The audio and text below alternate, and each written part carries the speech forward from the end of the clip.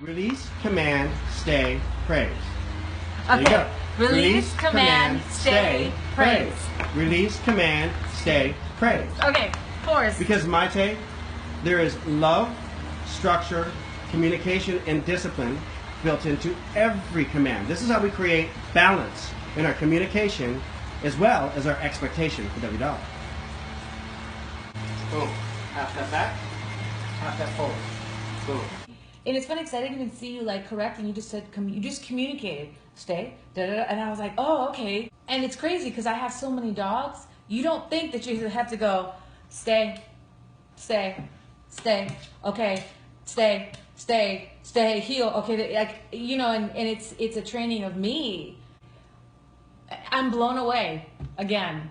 I mean, because the thing is that we talk about it, and I love it. I love talking about it, but when I'm experiencing it, and I'm so glad that it's being filmed, because the frustration of and you said it to me before that we have women especially don't communicate, and communicating just to stay, and how I move thinking telepathically she's just gonna know, but you have to you must communicate. Well, the thing that has become obvious to me throughout the years, I mean, it's obvious. I work with tens of thousands of women who are in trouble with their animals. It's mostly women that have the compassion to go out and rescue. For the most part, it's mostly women that find themselves in trouble with these animals. And so it goes without saying that the majority of my classes are filled with women, and a lot of my teaching has been female empowerment based.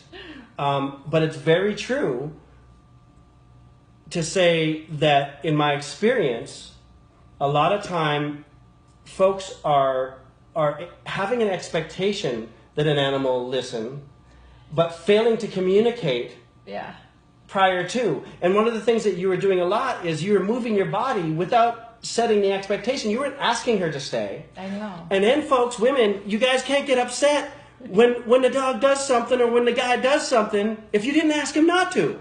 You simply have to communicate clearly, set the expectation, and have high hopes for the animal. Set the bar high.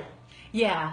I mean, there's so many angles I could go because, like, my question as a woman, for example, I've chosen not to be in a relationship right now, but if I wasn't in a relationship right now, I would make that communication of, if you cheat or you do something, I'm not staying.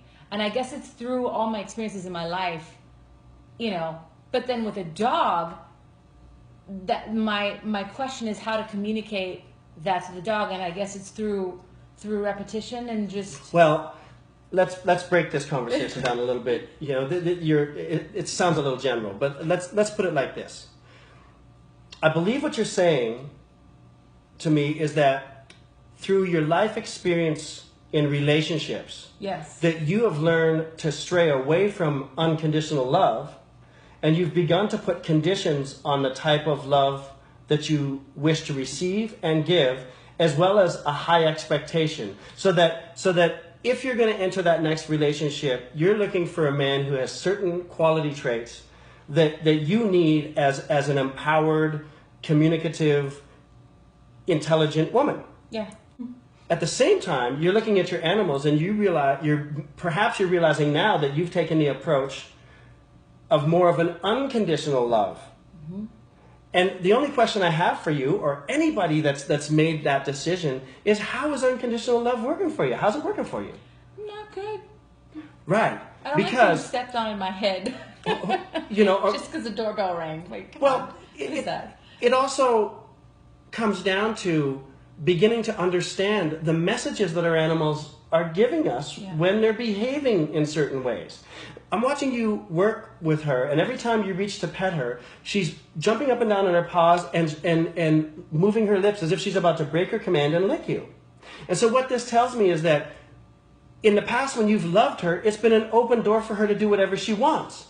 And so that now when you're in a structured setting with her, trying to love her, she wants to use your love as an excuse to break command. Mm-hmm. And so when I look at that from the ground level, I can say, hey, perhaps she hasn't had enough expectation with her love. But when I look at it from 50,000 feet, what I see is a different story altogether. What I see is that these animals are using love as a tool to manipulate you. They're using your love for them and how you've allowed them to act in the past as a tool to go one up on you. Yeah. Does that make sense? Yeah, it totally makes sense. And so the key to the training, the reason why the focus of this needs to be, really human intensive. Yeah, the focus is for sure is the fact that there can still be love, but there has to be respect. That's right. And with respect, there's structure and there's rules. So I see, it's so funny because being a parent, I see it more, and because I see the way your animals are with you, and then I see you with your kids, and I don't know why, but being a mom has really opened my eyes to seeing how, you can't just have dogs running free. It doesn't work. Well, I would also shed a little light on just how unhealthy some of these love behaviors are. Like when the dog believes that because you give it praise, it can go crazy and do whatever it wants. So I would simply ask you, in the past, hasn't it felt great when a dog runs up to you and gives you a big kiss and jumps on you? Yeah. But if we were to fast forward to today and juxtapose that dog for a human being, would you feel the same way if a man ran up and just grabbed you, jumped on you, and started to kiss you? Yeah, you can't. That's boundaries. You can't do that. We call that an unwanted advance. So what's the difference between a man and a dog?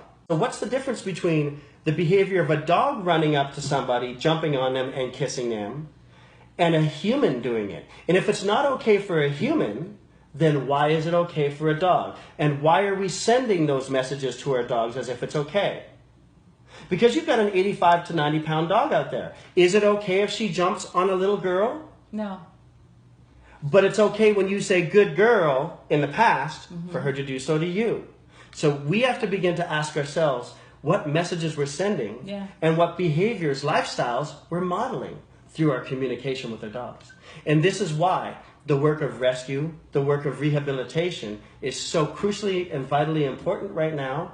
If saving, the millions of dogs that are languishing in shelter and being euthanized every year is important to us, and if fixing the bad reputations of these bull breeds, power breeds, the pit bulls, mastiffs, shepherds, Rottweilers, all of these, if healing the reputations and people's fears of them are important to us, we also must model the same.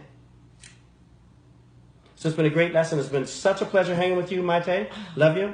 We'll kick it in a couple more days, and let's keep healing these dogs and healing the human condition around thinking dog, thinking rescue. This is TK.